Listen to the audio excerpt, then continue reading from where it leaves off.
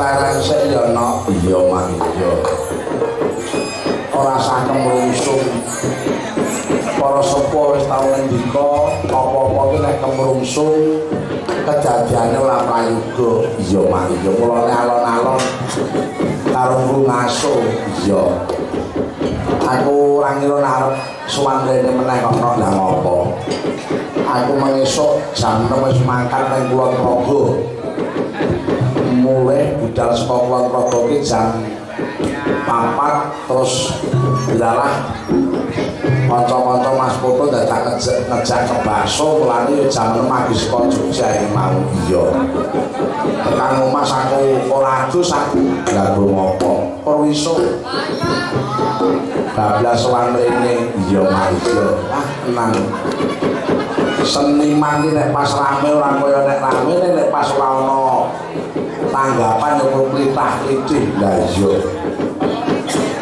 ya ngopo iki sesuk bengi sih nek Karang Tengah kok aku dadak esuk nang Semarang dhisik ya to wah pokoke nek ndongake awakku ngono ki yo dongane kok muga-muga Gusti Allah iki paling kuat iya ngladeni wong akeh kok iya iki sowan bali padukuan wangen lor mak heeh saelengku aku mayang no papan wis ping 4 iki no biyen kurang luwih dokara taun 2008 9 10 kuwi yo ditimbali mrene terus bengi iki sowan meneh iya mongko sasi rong sasi kepungkur awake dhewe yo nyanyi ana bali padukuan wangen kidul iya semono tresnane warga wangen kene karo awake dhewe ya muga-muga tresnane warga wangen iki dadi srana paseduluran mak mergo sing kepiye wae seduluran iki bisa ngumpulke barang kang becik kabecikan iki bisa ndadekke awake dhewe nemu nugroho donya tekaning akhirat iya no iya iki wigatine apa mak warga wangen lor kidul lan sakiwa tengene Tlaga Junge iki netepi damane budaya acarane bersih tlaga no oh apa sebabe kok tlaga kudu diresiki iki jane filosofi sing dhuwur no simbahku wis luwih wicaksana wis luwih pinter timbang awake dhewe lire kepiye sing jenenge banyu kok kudu diresiki tlaga kudu diresiki iki mergane pituture banyu ki sumbere panguripan mula nek cara biyen saben ana sumber-sumber banyu ki mesti kiwatengane dening masyarakat ditangguli wit supaya gedhi simbah nganti jenenge resan ki karepe warga aja pisan-pisan ganggu ngrusak wit kuwi mau mergane apa mergane sing jenenge wit gedhe kuwi nek cara ilmu teknologine tugase oyote nyimpen banyu mulane ketiga banyune ora suda mulane terus wong biyen kuwi carane ngumpeni banyu nanduri wit sing gedhe iya lah mula jaman saiki wis arang-arang sing do gelem nanduri wit ana nggon sumber mata air malah aku tau ngerti dhewe malah kepara ngelekke ana saperangan keyakinan nganggep wit gedhe iki dienggo madhemit gek dimbruke ndak disembah karo warga kono ki tau no aku wis jopo tekan aku bunga-bunga kuwi wong sing dorado karo ngawune simbah biyen iya mulane apa sebabe kok disakralke mergane ngopeni wit aja ngasih mati bisuwa ngrembaka mergo wit iki papan tanggo banyu iya mulane umpama warga wangen lor kidul sakiwa tengene Junge kene iki isih maju bersih tlaga iki jenenge budayane isih istimewa nyuwun kepripun kagem warga wangen lor kidul ingkang luar biasa menika iya tenang senajan wong sak Tlaga Junge nyatane banyu ra tawasat nek mangsa ketiga ya murakapi manfaat kanggo kiwa tengen lan uga kanggo masyarakat sing luwih jembar iya mulane ayo budaya aja dilangi nek perlu ditingkatke no iya mergo nek disurasa awake dhewe ora krasa nek wis kelangan budaya Jawa pangandikane simbah jaman biyen sok wong Jawa bakal ilang Jawane terangane kasunyatan kok no buktine apa tak wenehi contoh siji biyen kan dhewe jenenge Ngadiman terus ana meneh Ngadimin Senen Rebo mamane wis jeneng sing apik mung para sepuh iya ning saiki gumunku bayi lahir kok ora dijenengke Ngadiman lho apa meneh Marno wis ora kanggo no iya kowe ora percaya nengok rumah sakit bersalin bayi lahir lanang takono jenenge sapa paling Kenzo utawa Farel utawa asake dongeng iki buktine Jawa iki kelangan Jawane asmane wis ora Jawa iya wane ayo dadi Jawa senajan to jenenge wis ora Jawa ning ayo budayane tetep budayane dhewe budaya Jawa iya mula tansah eling wonten pundi-pundi papan monggo anak putune awake dhewe nek teng dalem diajari basa Jawa mergane apa mak mergane nek nganti ora iso Jawa sesuk jeneng Jawa ilang bar iki kelangan basa Jawa lho iki lho kok iso ngono apa mamak duwe dasar duwe no saiki nek apa menyuruh bapakne tembung bapak wis sastra Jawa sing dhuwur dhewe no wis ora gelem nganggo tembung bapak nang omah lah nek dulu wong tuane kepiye ayah aku kok ora muring ora kok senget ora ning iki bagian saka sing kudu dielekke mongko bapakne saka ngalas nggawa pacul kebalendut anake takon ayah dari mana kowe jawab ayah dari macul lah padu to paling ora diceluk ayah iki yo gawane koper nganggone dasi sepatune meleng-meleng lagi wangun no lah iya kuwi ayo nglegeno diajari basa Jawa syukur diajari basa Kromanus ana omah rasa diulang basa Indonesia rasa diulang basa Inggris janji anak putu ki dilebokke nang bangku pasinaon disekolahke aku ora mung yakin ning ainul yakin mesti diulang basa Indonesia iya apa ora iya mak iya bener mak mulane nang omah ora usah diulang basa Indonesia diajari basa Jawa aku tau prihatin meneh nang siswa nang sekolah iki gandeng ora tau diajari basa Jawa no kepiye mak ra gurune ra kadani papan tulis si murid tau ngelekke gurune kok le atos nek kuwi dudu klarune si murid le ngelekke kepiye Pak Guru ndasmu ngadangi lho kuwi nek nganti ning kaya ngono ki ra sing kleru kuwi dudu anak putune awake dhewe ning awake dhewe sing dadi wong tuwa ora ngajari basa Jawa nggih napa mboten lho monggo warga Njunge warga Wangen Lor Kidul niki do digigiti sing dadi omongan kula nek arek kepengin Jawa ki ora ilang saka jagat awake dhewe ditlaten mulang kula teng anake awake dhewe kuwi wong tekan nggon ngelmu petung golek dina saking nggalane wah widrek saiki wis ora dodo iya mak lho apa mak yo nenuwun nang kurbane Gusti Kang Maha Kuwasa ujube bersih telaga ndedonga muga-muga warga Wangen Lor Wangen Kidul lan sakiwa tengene telaga Njunge sakwise ngadani bersih telaga iki Gusti Allah paring ijabah sakungkule mergo warga kiwa tengen kene pinaringan ayom-ayom tata titi lan tentrem amin Allahumma amin sing padha golek sandang pangan bisa lancar sing tani sing bakul sing pegawe kabeh tak pujeke kula dongaken mugi-mugi rezekinipun banyu mili amin Allahumma amin sing do duwe utang kula pujeke kula dongaken mugi-mugi ngenjang-enjang barwayangan lunas kabeh amin Allahumma amin ingkang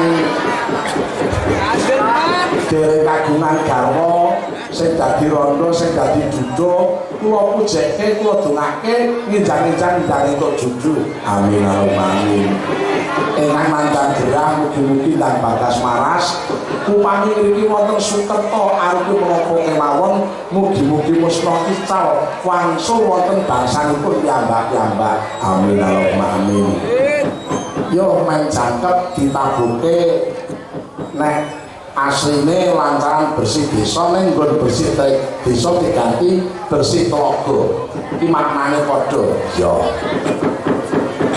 nganggo dibawani sapa anak lanang alif jebole kok tak dung karo Lek Jumari Mas Alif menika taksih kuliah wonten UNJ iya monggo ingkang badhe kepek mantu menika taksih Joko iya iku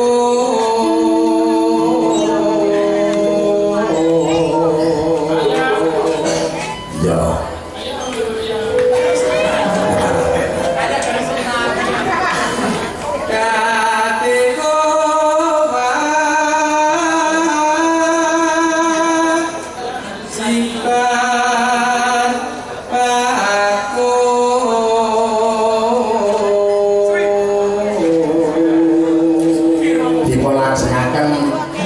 Jumari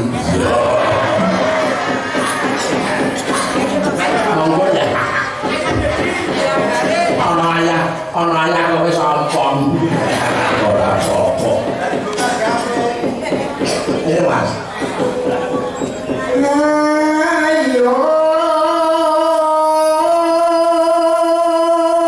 bersih kok bersih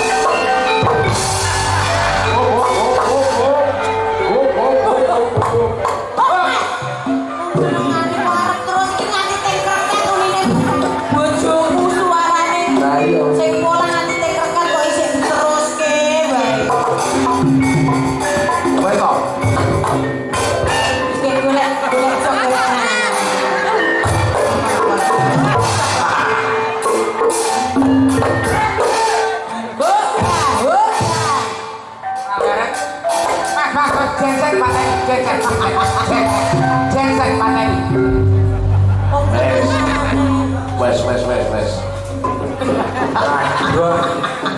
Dadine nek cara lagu dadi ora ono ending iki.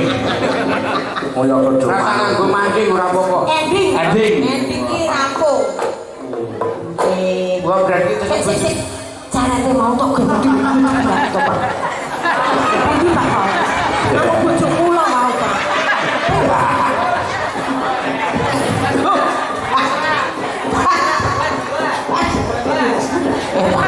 Buat Pak. Tapi ini iki ora umat tenan. Orang ngantri di sini bahaya itu.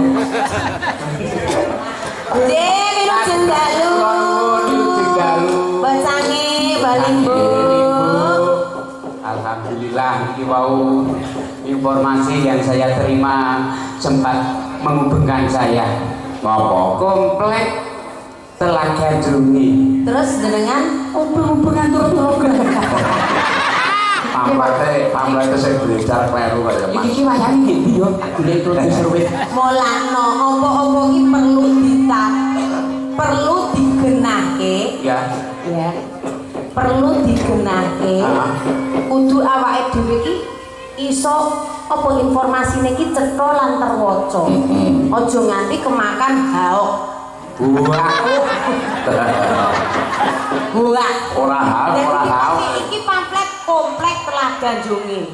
Ternyata bareng tak genake iki bersih Klogon Jungi. Lah acarane ning balik. Paduan pangen lor. Nah, Yang cetra dong Pak. Informasi yang cetra. Wis kawan dirame to. Informasi niku. Facebook. Cagak. Facebook. Lah niku kanca Facebook sedaya lho. Niku sik sepuh-sepuh kanca Facebook. Sing tak bukane mbok menawa Facebook sing tahun wingi lek Daud. Nek tahun wingi nang komplek kalau kunjungi. Oh, ya iso Bu. Sing tak bukane tahun wingi ini kok sing kelengkap iki mau. Ora no golek informasi sing cetha, aja kemakan hal. Ya saken dawuh saderengipun ngaturaken uluk salam. Bismillahirrahmanirrahim. Assalamualaikum warahmatullahi wabarakatuh. Waalaikumsalam. Ngestakaken dawuh kula nuwun kula kalian bojo kula nderek ngalap berkah wonten ing mriki. Mugi sedaya pinaringan sehat bagaswara. Amin Allahumma. Kodinonga sedaya pinaringan ayem-ayem tata titi tentrem. Amin. Ganti jenengan sing uluk salam. Ayo.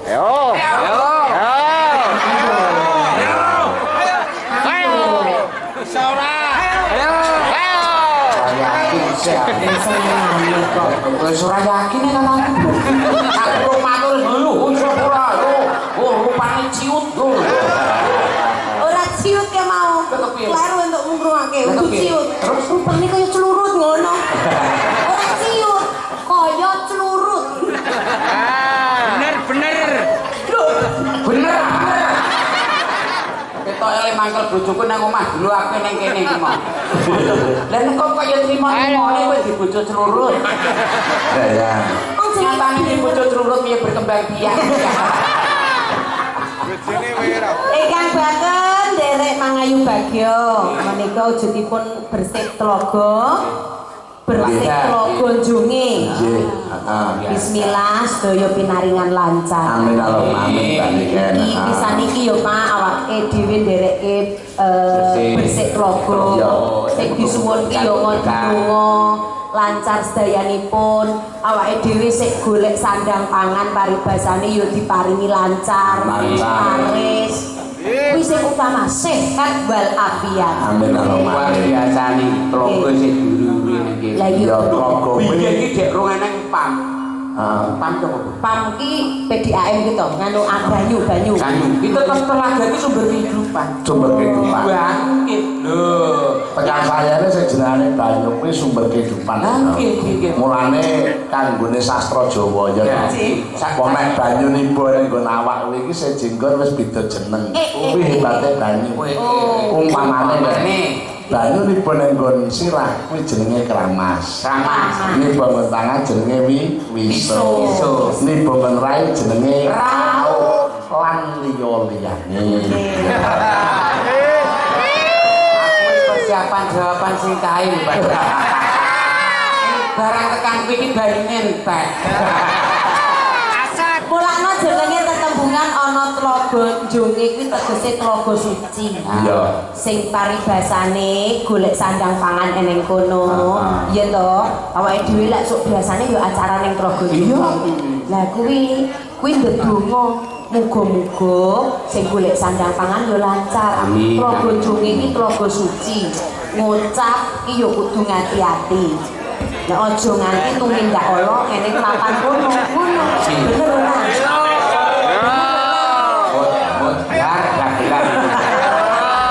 Ora kena ngucap sae. Kudu lenggagel krama injil. Iya. Lo ninjit Kang Mas. Iya, Dik. Dik sapa? Dik piye? Sik, kancane dhewe kok cepane ngopo? Iki Kang Bagja to? Iki lho. Lah ngopo? Lah kancane do mansugan malah pun gegeti lambe. Kok jojo mulai tanggapan lambemu rontang ranting. Wah. Ora tedas Mas. Iku kari balungan to bojoku. Iya. Nggih, barasul. Lah kaya pun rasul dereng. Mumpun barasulan Oh, kok. lah pantesan pucet entek-entekan. Lah jenengan diampeke ora? Boro-boro diampeke nomor kuwi diblokir kok. Wis skalane arep rasul ki ngono to. Kudune kayak open house. Open house. Ngerti open house artine apa? Apa kuwi? Open house ki. Open iki lagi bakare lho. Open ki Mulai berarti open. Wah, ora kena. Rokok. Ya, modar banget iki. Ini penggemarmu katakan lebar. Alhamdulillah. Ingkang sekon duet ki rombongan Lek Parno. Nggih. Rombongan Tresno wayang ku saged ngene acara mesti rawuh kanggo ngalah berkah. Terus sing ngetan kota iki Pakde Surata iki. Oh nggih Pak. Sapa Gudang Rejo Gali. Gudang Rejo Gali. Akeh banget ingkang saka Paten rawuh mau mbek aku. Oke. Mas Bimbo dan kawan-kawan matur sembah nuwun. Alhamdulillah. Saking Bayan Klaten ugi rawuh. Banyak. Ibu ki aku kelingan iki juragan angkingan. Juragan angkingan. Oh. Bose angkingan Mas Ibu. Oh malah kelingan. Kelingan aku pas jajan biyen. Ki yo bayar. Lah kowe le mare kelingan. Aku wis bayar tuh aku lali mergo aku urung bayar. Nek Barang kaya kuwi mah mak teratak ngono aku. nek watake bojoku ki ngono kuwi. Nek mongko mesti dadi bonku kan lho. Lah kok iso? Lah aku tuku sego kucing kok dek kono. Ki saiki Mongko wis pirang taun lha wis ngarak. sego kucing ki ora teges kayak kucing kewan. Sego dibunteli cilik-cilik kae. Ora teges biyen kucing saiki dadi macan. Bojoku kok. Ngesaken dawuh. Wonten pamundutan lelakon. Ora ana dawuh rumangkane. Nggih. Ayo caos panglipun. Nggih. Lagone arep sing kepiye? Derek anu lagune kang alus napa gumyak ibu-ibu. Sing siji alus siji gumyak dadi gumyak. Gumyak alus. Bulus. Bulus. Diaturke iki wae wonten pesenan saking anu kertosipun rak live menika. Menika live mboten Mas? Live Muativa channel. Oh iya. Pak Tino niku penggemare Pak Marno sing wonten Karangasem. Pokoke tulung kula niki njaluk bola-bali ra tau dipinangkani. Napa lha? Ngersake sesideman. Oh. Pak asmane Pak Kino saking Jepang. Pak Kino. Hari ketu. Pak Kino Karangasem lho. Oh, Karangasem. Lah kan asmane nganggo Pak Kino. Aji momoto. Sumarno. Sumarno. Apa dalan lho? Bilang Jepang kok. Sumarno. Ayo. Boyo. Poyo. Jepang kabeh terangan. Sing orane gur Pak Ibu. Ibu. Berarti sesideman nggih. Sideman yo gitu. Iki alon-alon Pak Dalang radi klerek-klerek Nggih. telung dina jenenge Ora, iso ngomong. kadang ya entuk dangiran. Ya Lebo, aku percaya no, wong iki sinden kaya Bu Praktik iki yo iki yo ndah iki bengi pirang. Oh. Oh, njaluk tulung Ibu Waranggono ora apa-apa. Oh nggih. Pomo ora nyandak ora apa-apa. Wah, kula merasa yo golek segraan. Maksudnya Iki bawa ya. Bawa lho Pak Bo. Bawa tak kira kebutuhan.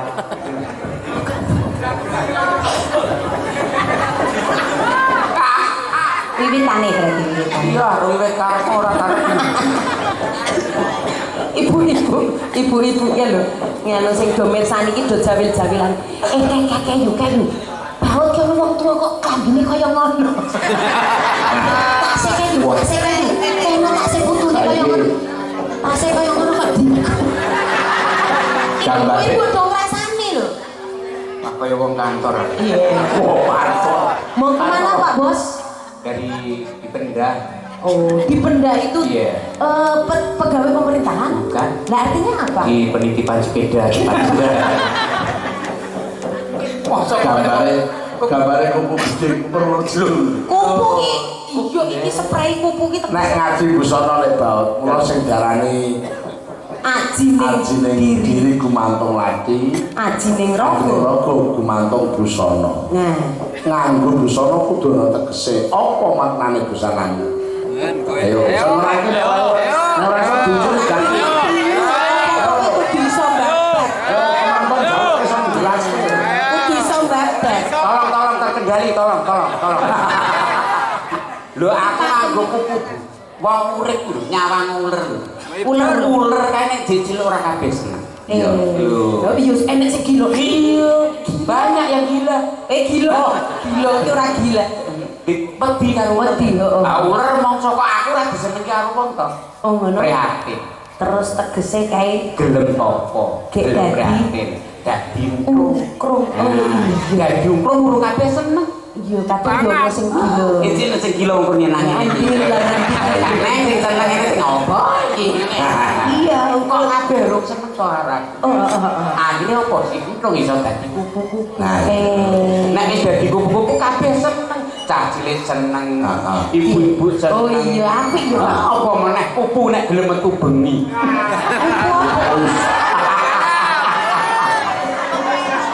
Kok seru men. Ketoke kulino iki. Sing sarung ki sapa wong nek kupu metu bengi iki berarti kupu mang penggelem lembur. Bener. Jadi wong urip iki prosesnya ngono. Prosesnya mula ning ketembungan jangan bangga ketika sukses di masa muda. Karena roda kehidupan berputar. Ngono Sing penting wong urip iku endinge. Iya, luar biasa. Sing jenenge wong urip kuwi cakra manggiling. Nah, aku rasa lawase ya dadi penyanyi. Ono sing luwih kadang kowe saiki dadi penyanyi, iso sisuke dadi penyakit. Bener jarane urip iki cakra manggiling. Cakra manggilinge. Nyatane nggon aku kene sing asmane Mas Cokro. Lah kae kan tukang cukur ndas jenenge mekanik ndas. Oh, kae lah Pak Cokro kae malah tukang giling-giling. Lah kok iso? Ya Cokro manggilinge tukang giling sejono. Kok ceritane kuku ngono kuwi kowe kena kanggo psikologi. Filosofi. Nah, psikologi. Mau weh pokoke. Filosofi kok bisa lopi? Nah, solusi. Bapak malah polusi. Udara, Bang. Wis get dianggap bener. Ini dikali dawuh. Yo, no.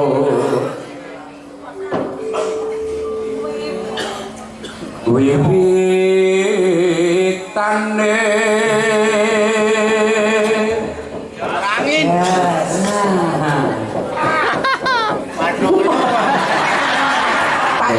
Jas, joget tegese ngalem apa ngece ya, Pak? kan derek sang peke Terjemahke bahasa Indonesia kan. Permulaannya ikut Mas Peke. ya saya bener Itu kayaknya pisanan aku melu WMC kundang luar yang tenan sih saya marahi pinter kalau Mas Pekit niku Pekit Pak Tukno terus lho Pekit ke mana saya pekok itu kita nggak benar ini neneng modal dianggap yang mau orang ngejob kok. tenang saya wong tak CTM nak turun Ngejob mau karo Mas Andi kene mburi. Iya. Iya. Priyo bagus kang olah budaya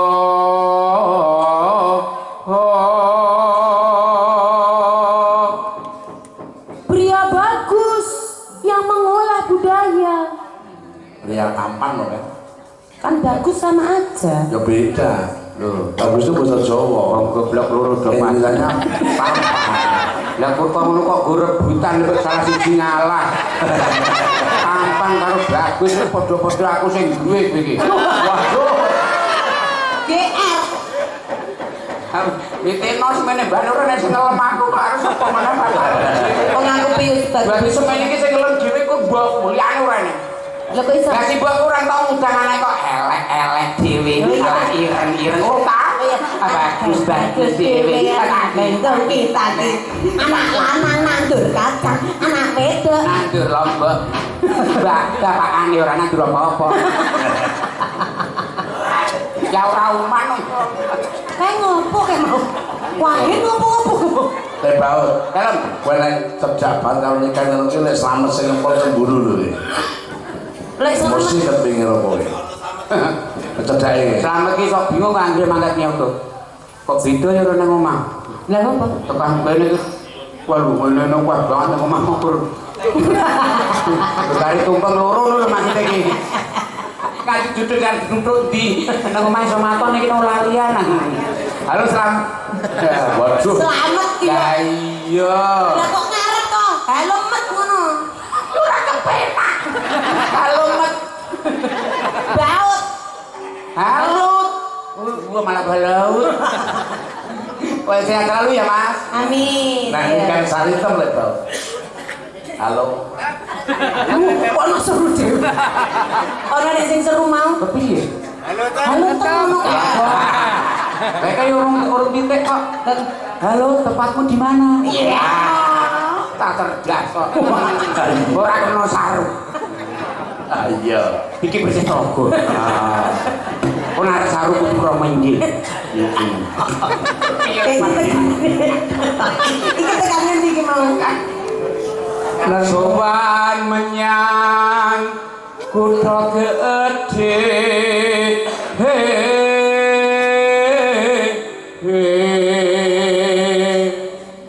Patolo. Jenengan ki ampun ubah-ubah banyu bening to, Pak.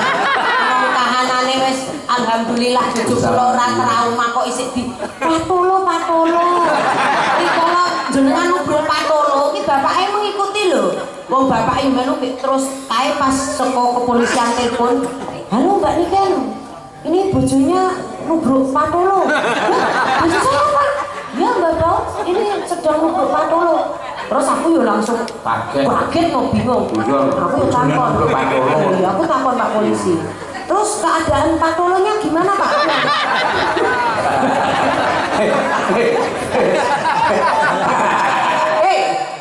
Sing tak takoke patolone lho. Lho mosok bojo patolo. Regane piro patolone bojo gak berat. Lah kok nek nubruk kan aku kelangan ragat oke. Alah, yo eman-eman koyo ngene. Berarti asik patolo. Kuwi mana kepiye lho? Oke gantine Kang Koyo. Ki ambek dino WA karo aku menyatakan cinta. Lho, Nek jare rawani karo Ora apa-apa lho. Pek ora apa-apa. Mbak Ayumu pek. Nek kowe nyarentek Banjar pekarangan nyo nek kowe arep melarat dadahin nyo mantep. Kowe ora ngoco aku nganti ungkris-ungkrisen. Lah kok dene iki mikir oh iya bagi mau nek bagus kono dadi acur. Kan biar ki dasare elek kok. Kudune aku nung biar Alhamdulillah. Aku iso mantek alhamdulillah karo biyen elek. Oh iya. Lah biyen tonggo Tenang lho kan. Aku salah karo bojomu iki kan. Lah pripun kok Iki sampe? lek mikirke kowe nek labu kowe coba to delengen rambute nganti entek. Buka. Sik Pak. Apa yo nyoto estu jenengan? wong lanang iki tugase kan ngayani. Mikirke bojo mikirke keluarga kan. Amit yo Pak. Delok pipi nek ati. Nek ati kaya ngono kok ora pasti. Amit sewu kuwi tegese iki mergo mikirke aku apa kebutuhanku apa kepiye Pak. Ora neko-neko Pak, aku ki anggere kok sambelke bawang, kok rambatke dong kedaklek wis. Ora masalah kuwi. Aku ki sing dudet mikirke kowe gur siji. Ngopo? Adik kok tanggalanmu ki akeh coretan. Iya. Rebu pon kono. Minggu wagi kono kae. 19 BRI, 17 di UKP. Lu perantak rambutku. Tak geni. Wong urip yo sosok meneh ngene yo Bu. Nak gue. Penyiar radio. Diganti ngono men iso murup. Saudara-saudara yang berbahagia. Iya. Pada malam hari ini kita akan bertemu dengan dua pelawak. Pelawak. Ada Surito dan Sintri. Wah, ngapi. Sing kono nganti.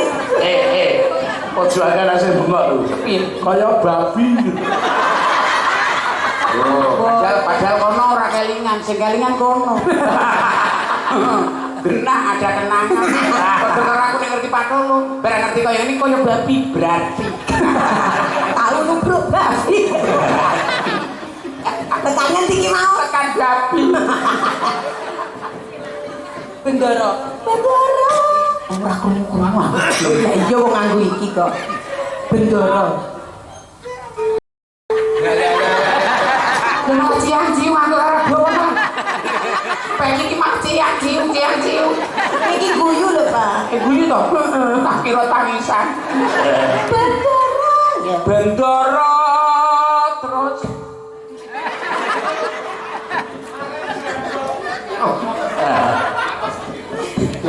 Antos kabeh. Halo. Sak nopo ya.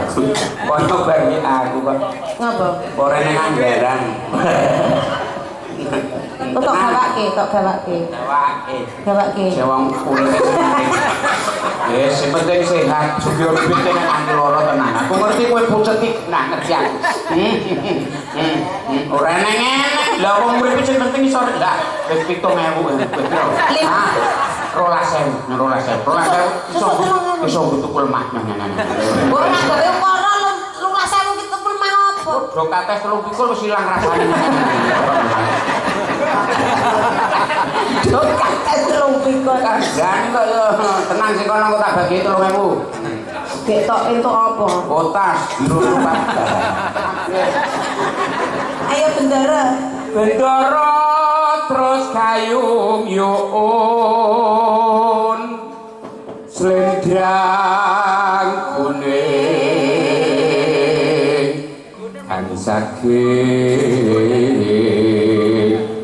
bukit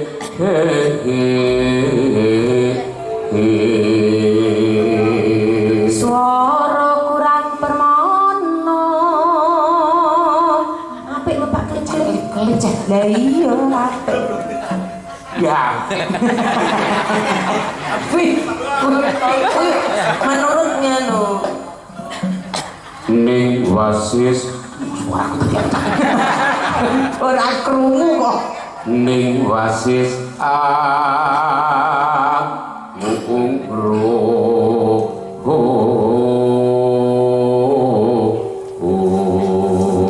Angung romarang bendara.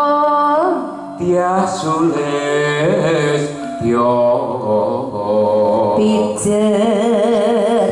incanake halis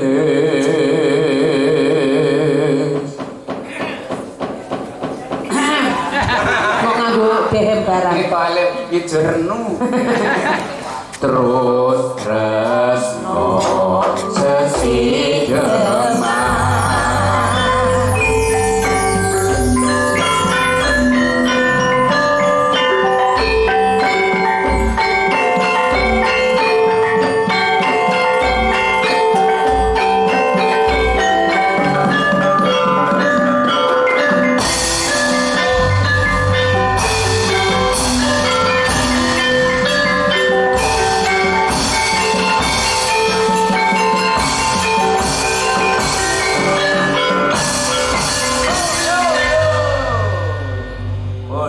Urung iki dibawane. Jangan wis disurai iki ra. Urung iki arek mlebu. Luwih becik. Ngono.